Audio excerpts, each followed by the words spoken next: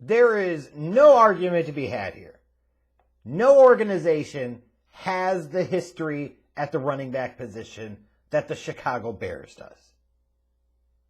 Nobody has that same level of talent, same pedigree, same history.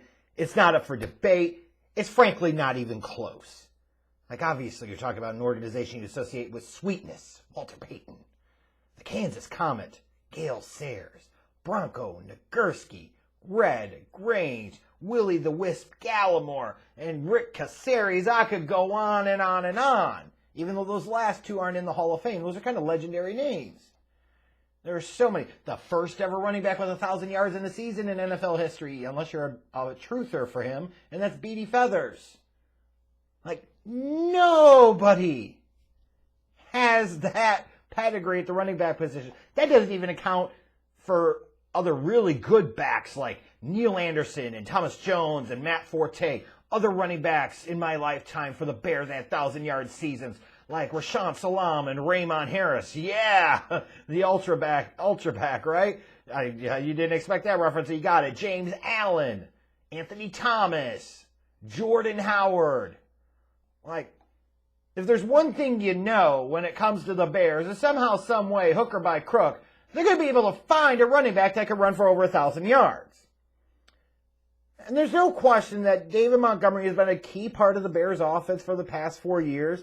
I was really excited when they drafted him out of Iowa State in the third round in 2019, because I said, this is a guy that looks like a starting NFL running back. I don't know if he's going to be great, but he's well-rounded, like a poor man's Forte. I'll take that in round 3 all time. Like, felt like he was going to contribute. And from all you've seen the past 4 seasons from his time in Chicago, he's a good guy, great teammate, hard worker, hard-nosed player. He runs hard with purpose and anger, breaks a lot of tackles, doesn't give up on plays. He's a well-rounded back. He's not spectacular at anything, but solid at pretty much everything. He's a solid runner. He's a solid pass catcher. He's a solid pass protector. My teams could do a lot worse at the running back position, even the starting running back position, than David Montgomery, which led to this past year a lot of conversation, sometimes debate about the Bears and David Montgomery and whether he made sense in the long-term vision of the organization, whether or not he was worth bringing back. The whole debate about whether or not you want to pay a running back a big money.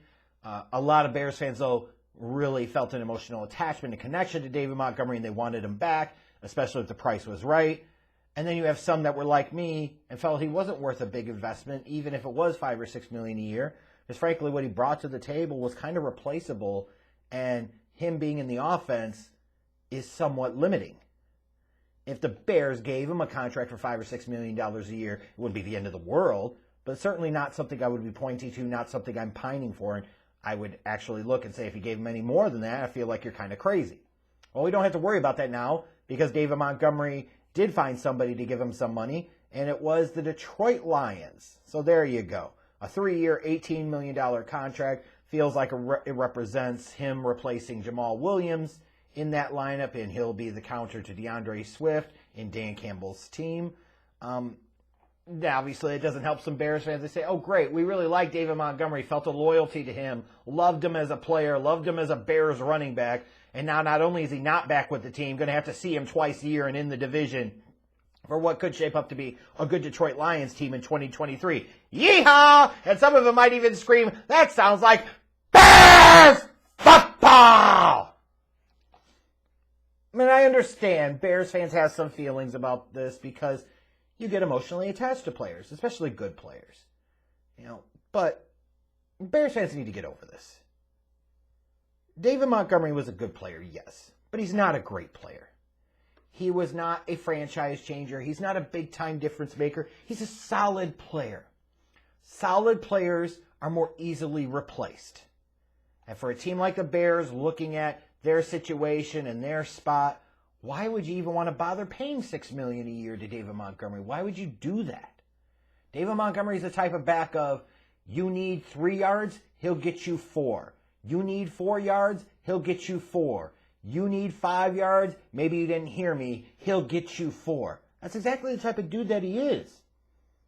in his 4 seasons in Chicago, he's never started every game in the season, and only once did he play in every game in the season. That was his rookie year in 2019. Only had 1 season where he went over 1,000 yards. That was back in 2020. And even then, he just barely eclipsed 1,000 yards. Like, we're sitting here and seeing people get all emotional about it. And like I said, I understand it because he was a fight hard, play hard, run hard type of guy. Fits that Bears football mentality of he's going to be a physical between the tackles runner, and by God, he's going to break a lot of tackles and all that other stuff. But you also saw in 2022 how different the offense looked in the running game, not just solely because of Justin Fields' presence, obviously that made a big difference, but when Khalil Herbert was the primary ball carrier, you saw how different this offense looked when it had a running back with some burst and explosiveness back there, which we know David Montgomery doesn't have. That's not his jam. That's not his deal. You talk about a dude with a career average of less than 4 yards per carry. And as much as you want to talk about, well, you know, the team around him the past couple of years has stunk and Matt Nagy's utilization of him has stunk, all of that is true. Even then, if he was a better talent, he would have put up better numbers. Everything about David Montgomery's career indicates that he's an average starter and certainly replaceable.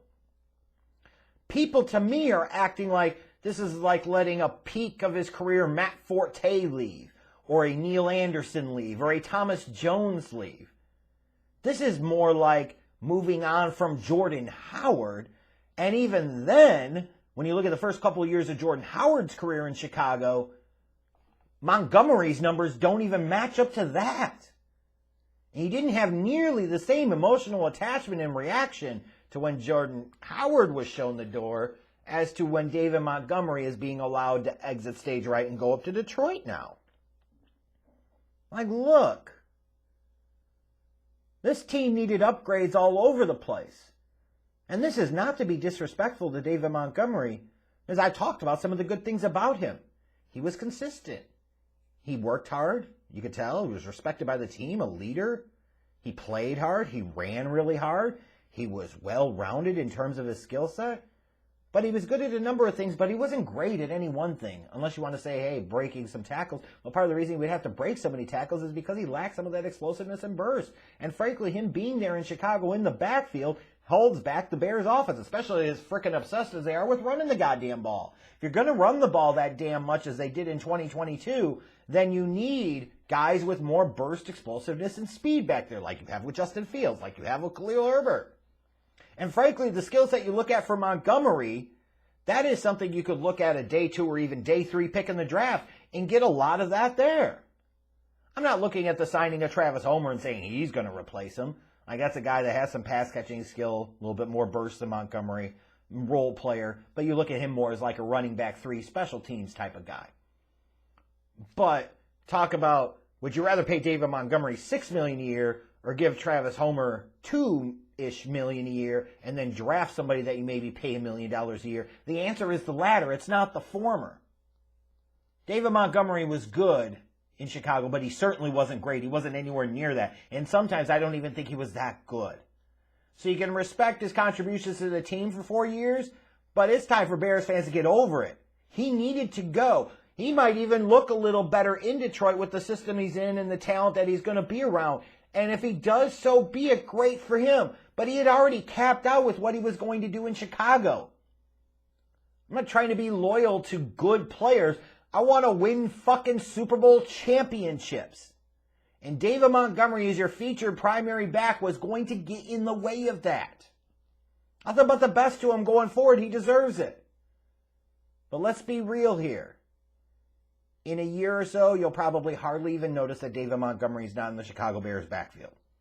That's just the reality. And once you see running backs with more burst and more explosiveness, like you got to see some with Khalil Herbert in 2022, you'll be like, yeah, I'm kind of glad he's gone because this offense, this running game is better without him. Because it will be.